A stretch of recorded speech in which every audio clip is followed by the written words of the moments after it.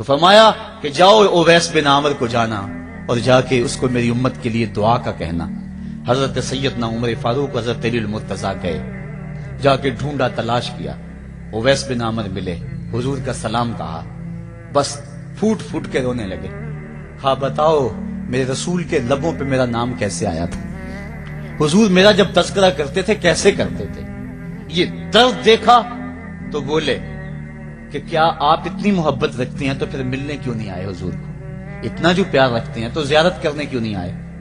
تو حضرت اویس کرنی نے بات کے رخ کو بدلا، کہا تم نے میرے رسول کو دیکھا؟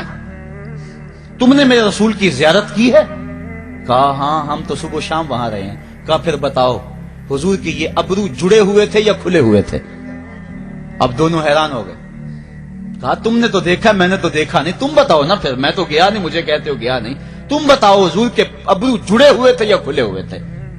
حیران ہیں، کہا حضور آپ ہی بتلائیے۔ کہا کوئی دور سے دیکھتا تو جڑے ہوئے نظر آتے، قریب آ کے دیکھتا تو کھلے ہوئے نظر آتے۔ یہ وہ ہے جو ماں کی خدمت کرتا رہا اور حضور کے دربار میں حاضر نہیں ہو سکا، لیکن حاضری اس کی تھی، وہ جہاں بھی تھا وہ نبی کے قرب میں تھا۔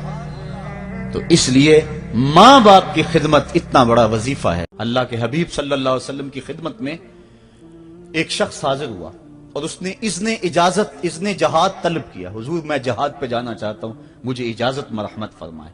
حضور نے فرمایا احیٌ والدا کا، کیا تیرے والدین زندہ ہیں؟ قالا نعم، عرض کی ہاں حضور میرے والدین زندہ ہیں۔ قالا ففیہما فجاہد، کہا جا ان کی خدمت کر، یہی تیرا جہاد ہے۔ ماں باپ کو بلکتا ہوا چھوڑ جائے اور آپ جہاد پہ چلا جائے، ماں فالج میں گری ہوئی ہے اور بیٹا تبلیغی گشت پہ چلا جائے، باپ تڑپ رہا ہے اور بیٹا پیر کی چوکھٹ پہ جھاڑو دیتا پھرے، اللہ راضی نہیں ہوگا۔ میں سچ کہتا ہوں، اپنے بھی خفا مجھ سے ہیں بیگانے بھی ناخوش، کہ میں زہر حلاحل کو کبھی کہہ نہ سکا کند، بات وہی کہتا ہوں سمجھتا ہوں جسے حق، نئے ابلائی مسجد ہوں نئے تہذیب کا فرزند، محمد عربی صلی اللہ علیہ وسلم سے بڑا پیر کون ہو سکتا ہے؟ لیکن حضرت وہ ویسے کرنی نہیں آ رہے۔ آقا کریم اپنے بٹن کھولتے ہیں اور کرن کی طرف، یمن کی طرف رخ کر کے لمبی سانسیں لیتے ہیں اور کہا میں رحمان کی خوشبو پا رہا ہوں۔ ایک دن صحابہ نے پوچھا بندہ نواز جس کے لیے تڑپتے ہو، جس کی ٹھنڈی ہوائیں آپ کو آ رہی ہیں، وہ آپ کا بڑا پیار کرنے والا ہے؟ کہا ہاں میرے سے بڑی محبت کرتا ہے۔ تو کہا پھر اتنی محبت کرتا ہے تو یمن تو دور نہیں ہے، بلال حبش سے آ گیا، سلمان فارس سے آ گیا، سہیب روم سے آ گیا، اور وہ یہاں یمن سے نہیں آ سکا؟ فرمایا اس کی بوڑھی اور نابینا ماں ہے جس کی خدمت اس کو نہیں آنے دیتی۔ اللہ اکبر۔ اب حضرت اویس کرنی نہیں آئے لیکن خیر التابعین کہلائے، آئے نہیں لیکن حضور ان کی یاد میں تڑپ رہے ہیں۔ اللہ، بلکہ حضور نے فرمایا کہ کوئی جائے اویس بن عامر کو ملے اور جب ملے تو اس کو کہنا میری امت کی بخشش کی دعا کرے۔ جو ماں باپ کی خدمت کرتا ہے اس سے ثابت ہوا اس کی دعائیں قبول ہوتی ہیں۔ میں نے ایک روایت میں پڑھا ہے کہ جو آدمی روزانہ اپنے والدین کے لیے دعا کرے، والدین زندہ ہوں تب بھی، والدین فوت ہو گئے ہوں تب بھی، یہ عادت بنا لے، روزانہ ماں باپ کے لیے دعا کرے، ساری زندگی اس کے رزق میں بے برکتی نہیں آئے گی، اللہ اس کو رزق کی فراوانی عطا کر دے گا۔ اور جو والدین کے لیے دعا نہیں کرتا اللہ تعالیٰ کی رحمتوں سے محروم ہو جاتا ہے۔ حضرت ابو ہریرہ رضی اللہ تعالیٰ عنہ جب بھی ہاتھ اٹھاتے تھے تو یہ دعا کرتے تھے، اللہم اغفر لابی ہریرہ ولأمی ولمن استغفر لہما، اے اللہ ابو ہریرہ کو بخش دے، حضرت ابو ہریرہ کی ماں کو بخش دے، اور قیامت تک جو ہم دونوں کے لیے بخشش کی دعا کرے اس کو بھی بخش دے۔ حضرت امام محمد بن سیرین ایک بزرگ ہوئے تابعی، جب بھی دعا کرتے تھے یہ دعا ضرور کرتے تھے، اے اللہ ابو ہریرہ کی بخشش کر دے۔ کسی نے کہا کہ تمہیں ابو ہریرہ رضی اللہ تعالیٰ عنہ ان کی ماں سے بڑی ہمدردی ہے؟ کہا ان سے جو ہمدردی ہونی ہے وہ تو ہونی ہے۔ انہوں نے کہا ہوا ہے اللہ ابو ہریرہ اور ان کی ماں کو بخش دے، جو ان کے لیے دعا کرے اس کو بھی بخش دے۔ تو میں دعا کر کے اپنی بخشش پکی کر رہا ہوں۔ تو والدین کے لیے دعا کرنا اللہ کی رحمت کو دعوت دینا ہے۔ تو فرمایا کہ جاؤ اویس بن عامر کو جانا اور جا کے اس کو میری امت کے لیے دعا کا کہنا۔ حضرت سیدنا عمر فاروق حضرت علی المرتضیٰ گئے، جا کے ڈھونڈا، تلاش کیا، اویس بن عامر ملے، حضور کا سلام کہا، بس پھوٹ پھوٹ کے رونے لگے۔ کہا بتاؤ میرے رسول کے لبوں پہ میرا نام کیسے آیا تھا؟ हुजूर मेरा जब तज़किरा करते थे कैसे करते थे, ये दर्द देखा तो बोले कि क्या आप इतनी मोहब्बत रखती हैं तो फिर मिलने क्यों नहीं आए हुजूर को, इतना जो प्यार रखते हैं तो ज़ियारत करने क्यों नहीं आए। तो हजरत उवैस करनी ने बात के रुख को बदला, कहा तुमने मेरे रसूल को देखा, तुमने मेरे रसूल की ज़ियारत की है। कहा हाँ हम तो सुबह शाम वहां रहे हैं। कहा फिर बताओ हुजूर के ये अबरू जुड़े हुए थे या खुले हुए थे। अब दोनों हैरान हो गए। कहा तुमने तो देखा मैंने तो देखा नहीं, तुम बताओ ना फिर, मैं तो गया नहीं, मुझे कहते हो गया नहीं, तुम बताओ हुजूर के अबरू जुड़े हुए थे या खुले हुए थे। हैरान हैं। कहा हुजूर आप ही बतलाइए। कहा कोई दूर से देखता तो जुड़े हुए नजर आते, करीब आके देखता तो खुले हुए नजर आते। ये वो है जो मां की खिदमत करता रहा और हुजूर के दरबार में हाजिर नहीं हो सका, लेकिन हाजिरी उसकी थी, वो जहां भी था वो नबी के कुरब में था।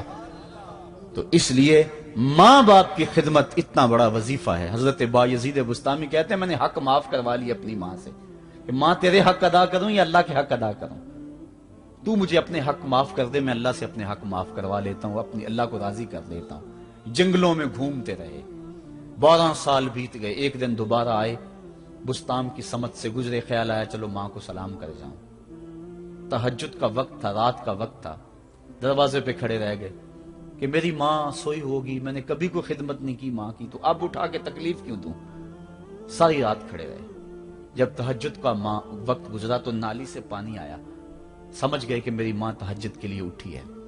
दरवाजे के करीब हो गए तो मां ने हाथ उठा लिए, कहा अल्लाह मेरा बेटा बायजीद तेरी तलब में निकला हुआ है, मैंने उसे अपने हक माफ कर दिए, तू उसको अपना विसाल अता कर दे।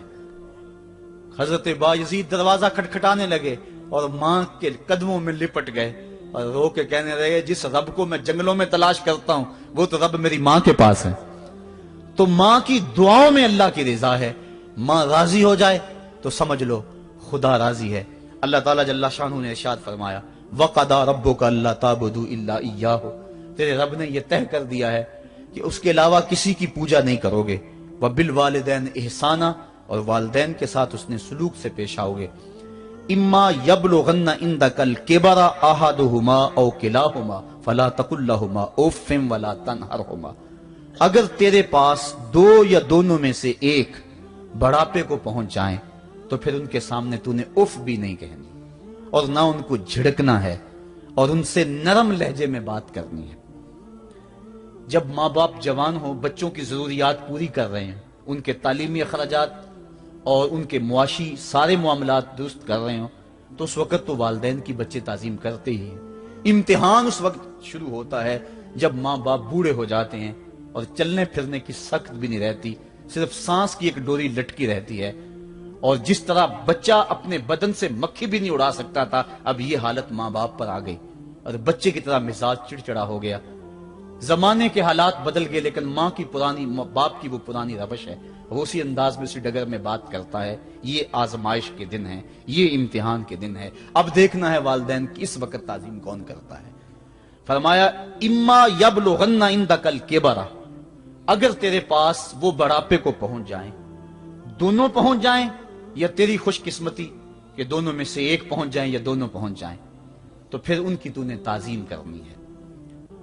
क्या कैसे ताजीम करनी है? फला तकुल लहुमा उफ़्फ़िन, तूने उनको उफ भी नहीं कहना। हजरत इमाम फखरुद्दीन राजी के हवाले से मैं आज ही सुबह या गुज़श्ता शब उफ की तशरीहात देख रहा था। उन्होंने 12-13 अकवाल बयान किए हैं, लेकिन 2 कौल फरमाते हैं। उफ ये है कि इंसान के बदन के ऊपर जो शफाफ रहता हो, साफ रहता हो, मिट्टी पड़ जाए, रेत का जर्रा पड़ जाए तो उसको फूंक मार के उसको हटाता है, तो वो फूंक से जो आवाज पैदा होती है उसको अरबी में उफ कहते हैं। तो फिर उफ हर उस चीज के लिए मनकूल हो गया जो नापसंदीदा है। एक तो कौल ये है कि वालिदैन के सामने इस एहतियात से रहो। दूसरी बात आप फरमाते हैं उफ का मफहूम यह है कि जब माँ बाप बूढ़े हो जाएं तो बोलो बरास चारपाई पे निकल जाता है और इंसान उनको उठा के उनकी खिदमत करता है, सफाई करता है, कपड़े बदलता है। इंसान की तबीयत में जो फितरी नफासत है उसके तहत उसको माँ बाप से जो मकरूह और नापसंदीदा बू आती है उससे वो बचना चाहता है। वो नफरत माँ बाप से नहीं होती, وہ نفرت اس بدبو سے ہوتی ہے جو ماں باپ کے بدن سے یا چارپائی سے یا کپڑوں سے اٹھ رہی ہے. تو بندہ اپنے جو ہے وہ ناک پہ کپڑا رکھ لیتا ہے اس بدبو سے بچنے کے لیے. تو اف کے مفہوم کو بیان کرتے ہوئے حضرت امام رازی کہتے ہیں کہ انسان کو اس بات سے بھی روکا گیا ہے کہ تو اپنے ناک پہ کپڑا رکھ کے اگر ان کو صفائی کر رہا ہوگا تو ماں باپ کے نازک دل پہ کہیں یہ بوجھ نہ آ جائے کہ میرا بیٹا مجھ سے نفرت کر رہا ہے. اس لیے والدین کی تعظیم کا عالم یہ ہے کہ تو کھلے ناک سے ان کی خدمت کرے اور وہ بدبو سہتا رہے اور اپنے ناک کے اوپر کپڑا بھی نہ رکھے کہ تیرے ماں اور تیرے باپ کے دل کے اندر اتنا خلال اور ملال بھی پیدا نہ ہو. یہ ہے اف کا زمرہ. حضرت امام حسن رضی اللہ تعالیٰ عنہ نے ساری زندگی اپنی والدہ حضرت فاطمہ زہرا کے ساتھ بیٹھ کے کھانا نہیں کھایا تھا. ایک دن حضرت سیدہ فاطمہ نے فرمایا کہ بیٹا میرا جی چاہتا ہے کہ میرے ساتھ تم بیٹھ کے کھانا کھاؤ لیکن تم نے کبھی بھی میرے ساتھ بیٹھ کے کھانا نہیں کھایا, کیا وجہ ہے اس کی؟ حضرت امام حسن فرمانے لگے, عرض کرنے لگے, امی میں اس ڈر سے آپ کے پاس بیٹھ کے کھانا نہیں کھاتا کہ کہیں کسی لقمے کی طرف آپ کی نظر بڑھ جائے اور میں عدم آگہی کی وجہ سے اپنے ہاتھ کو اس لقمے پہ ڈال لوں اور نہ جان سکوں کہ اس لقمے کو اٹھانے کا ارادہ میری ماں کے دل میں پیدا ہو چکا ہے اور میں اللہ کی رحمتوں سے محروم ہو جاؤں. اس ڈر سے میں آپ کے ساتھ بیٹھ کے کھانا نہیں کھایا کرتا. یعنی ماں باپ کی تعظیم کا عالم یہ ہے, اف تک نہ کہو. حضرت سعید بن المسیب رضی اللہ تعالی عنہ جلیل القدر تابعی ہیں, وہ فرماتے ہیں کہ والدین کے سامنے بیٹے کی حالت کیا ہونی چاہیے. وہ فرماتے ہیں جس طرح بھاگا ہوا غلام پکڑا جائے اور اس کو پکڑ کے جو ہے وہ آقا کے سامنے پیش کر دیا جائے تو اس بھاگے ہوئے غلام کو پکڑ کے جب آقا کے سامنے پیش کر دیا جائے تو جو حالت اس غلام کی ہوتی ہے بیٹے کی حالت یہ ماں باپ کے سامنے ہونی چاہیے. اب ان بیٹوں کو سوچنا چاہیے جو اپنے ماں باپ کو دقیانوسی کا تانا دیتے ہیں اور سمجھتے ہیں یہ اولڈ فیشن ہے, انہیں کیا پتا زمانہ کہاں چلا گیا ہے, اور ان کے فیصلوں کو مسترد کرتے ہیں. علماء نے اس بات کو تفصیل کے ساتھ بیان کیا ہے کہ شریعت کے جو قطعی ضابطے ہیں ان ضابطوں اور ان قوانین کو اور ان معاملات میں تو والدین کی فرما برداری نہیں ہوگی اللہ کی اگر معصیت ہوتی ہو, لیکن جو معاملے شک والے ہیں وہاں ماں باپ کے قول کو ترجیح دی جائے. تو فرمایا ان کے سامنے اف بھی نہیں کہنی, وَقُلْ لَهُمَا قَوْلًا كَرِيمًا, اور ان سے نرم لہجے میں بات کرنی ہے. وَخْفِضْ لَهُمَا جَنَاحَ الذُّلِّ مِنَ الرَّحْمَةِ, اور ان سے بات اور ان کے لیے اپنے بازو بچھا لینے ہیں نرم دلی کی وجہ سے, نرمی کی وجہ سے. جب جانور زمین کی طرف رخ کرتا ہے اوپر سے نیچے کی طرف آتا ہے تو اپنے پروں کو سکیڑ لیتا ہے, تو اس کے لیے یہ لفظ بولے جاتے ہیں وَخْفِضْ لَهُمَا جَنَاحَ. حضرت ابو ہریرہ رضی اللہ تعالیٰ عنہ جب بھی ہاتھ اٹھاتے تھے تو یہ دعا کرتے تھے, اللہم اغفر لأبی ہریرہ ولأمی ولمن استغفر لہما, اے اللہ ابو ہریرہ کو بخش دے, حضرت ابو ہریرہ کی ماں کو بخش دے, اور قیامت تک جو ہم دونوں کے لیے بخشش کی دعا کرے اس کو بھی بخش دے. حضرت امام محمد بن سیرین ایک بزرگ ہوئے تابعی, جب بھی دعا کرتے تھے یہ دعا ضرور کرتے تھے, اے اللہ ابو ہریرہ کی بخشش کر دے. کسی نے کہا کہ تمہیں ابو ہریرہ رضی اللہ تعالیٰ نے ان کی ماں سے بڑی ہمدردی ہے. کہا ان سے جو ہمدردی ہونی ہے وہ تو ہونی ہے. انہوں نے کہا ہوا ہے اللہ ابو ہریرہ اور ان کی ماں کو بخش دے, جو ان کے لیے دعا کرے اس کو بھی بخش دے. تو میں دعا کر کے اپنی بخشش پکی کر رہا ہوں. تو والدین کے لیے دعا کرنا اللہ کی رحمت کو دعوت دینا ہے. تو اس لیے ماں باپ کی خدمت اتنا بڑا وظیفہ ہے. حضرت بایزید بستامی کہتے ہیں میں نے حق معاف کروا لی اپنی ماں سے, کہ ماں تیرے حق ادا کروں یا اللہ کے حق ادا کروں, تو مجھے اپنے حق معاف کر دے, میں اللہ سے اپنے حق معاف کروا لیتا ہوں, اپنی اللہ کو راضی کر دیتا ہوں. جنگلوں میں گھومتے رہے, 12 سال بیت گئے. ایک دن دوبارہ آئے, بستان کی سمت سے گزرے, خیال آیا چلو ماں کو سلام کر جاؤں. تہجد کا وقت تھا, رات کا وقت تھا, دروازے پہ کھڑے رہ گئے کہ میری ماں سوئی ہوگی, میں نے کبھی کوئی خدمت نہیں کی ماں کی, تو اب اٹھا کے تکلیف کیوں دوں. ساری رات کھڑے رہے. جب تہجد کا ماں وقت گزرا تو نالی سے پانی آیا, سمجھ گئے کہ میری ماں تہجد کے لیے اٹھی ہے. دروازے کے قریب ہو گئے, ماں نے ہاتھ اٹھا لیا, کہا اللہ میرا بیٹا با یزید تیری طلب میں نکلا ہوا ہے, میں نے اسے اپنے حق معاف کر دیے, تو اس کو اپنا وصال عطا کر دے. حضرت بایزید دروازہ کھٹکھٹانے لگے اور ماں کے قدموں میں لپٹ گئے اور رو کے کہنے لگے جس رب کو میں جنگلوں میں تلاش کرتا ہوں وہ تو رب میری ماں کے پاس ہے۔ تو ماں کی دعاؤں میں اللہ کی رضا ہے، ماں راضی ہو جائے تو سمجھ لو خدا راضی ہے۔